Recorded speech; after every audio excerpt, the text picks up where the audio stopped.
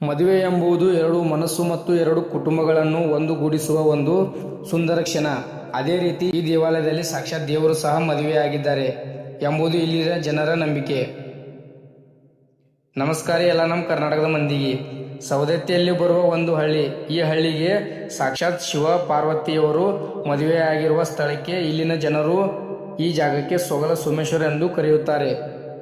ಇಲ್ಲಿ ಶಿವ ಪಾರ್ವತಿಯರ ಮದುವೆ ಆಗಿರುವುದರಿಂದ ನಾವು ಇಲ್ಲಿ ಮದುವೆಯಾದರೆ ಸಾಕ್ಷಾತ್ ಶಿವ ಪಾರ್ವತಿ ದೇವಿಯು ಆಶೀರ್ವಾದ ನಮಗೆ ದೊರೆಯುತ್ತದೆ ಎಂಬುದು ಇಲ್ಲಿಯ ಹಿರಿಯರ ನಂಬಿಕೆ.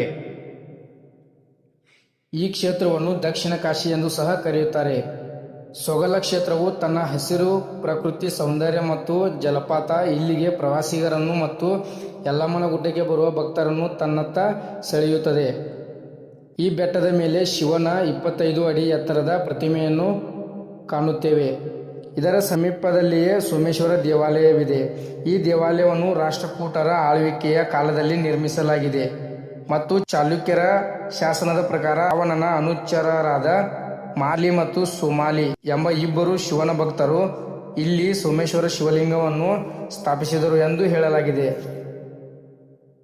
ಈ ಹಿನ್ನೆಲೆಯಂತೆ ಈ ಕ್ಷೇತ್ರಕ್ಕೆ ಸುಮಾಲಿ ಎಂದು ಹೆಸರಿಡಲಾಗಿದೆ.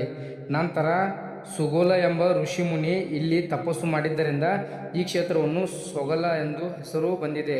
ಇಲ್ಲಿಂದ ಕವಲು ಒಡೆದು ಬರುವ ಈ ನೀರಿನಲ್ಲಿ ಸ್ನಾನ ಮಾಡಿದರೆ ಶರೀರದಲ್ಲಿ ಇರುವ ರೋಗಗಳು ಕಡಿಮೆಯಾಗುತ್ತವೆ ಎಂಬುದು ಇಲ್ಲಿಯ ಜನರ ನಂಬಿಕೆ. ಸೋಮೇಶ್ವರ ದೇವಾಲಯದ ಪಕ್ಕದಲ್ಲಿ ವೀರಭದ್ರೇಶ್ವರ ದೇವಾಲಯ ಮತ್ತು ಭ್ರಮರಾಂಬ ದೇವಾಲಯವಿದೆ. ಹಾಗೆ ಇಲ್ಲಿ ಸಿಕ್ಕಿರುವ ಕೆಲವು ಕೆತ್ತನೆಗಳನ್ನು ಇಲ್ಲಿಯ ಸ್ಥಳೀಯರು ಇದನ್ನು ಹಳೆಯ ಕಾಲದ ದೇವಸ್ಥಾನದ ಸಾರಾಂಶ ನೀಡುತ್ತವೆ ಎಂದು ಅವುಗಳನ್ನು ಒಂದು ಸ್ಥಳದಲ್ಲಿ ಸಂಗ್ರಹಿಸಿ ಇಟ್ಟಿದ್ದಾರೆ. ಹಾಗೆ ಇಲ್ಲಿ ಒಂದು ಶಾಸನವನ್ನು ಸಹ ನೋಡುತ್ತೇವೆ. ಈ ಶಾಸನವು ಮತ್ತು ಕೆಲವು ಕೆತ್ತನೆಗಳು ರಾಷ್ಟ್ರಕೂಟರ ಕಾಲಕ್ಕೆ ಸೇರಿದ ಕುರುಹುಗಳು.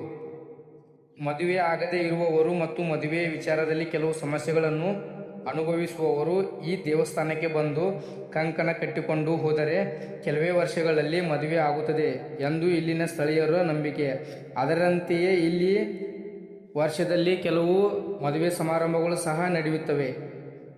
ಈ ದೇವಸ್ಥಾನದ ಮೇಲ್ಗಡೆ ಜಿಂಕೆವನ ಸಹವಿದೆ. ಇಲ್ಲಿ ನಮಗೆ ನೋಡಲು ಕೆಲವು ಪ್ರಾಣಿ ಪಕ್ಷಿಗಳು ಸಿಗುತ್ತವೆ.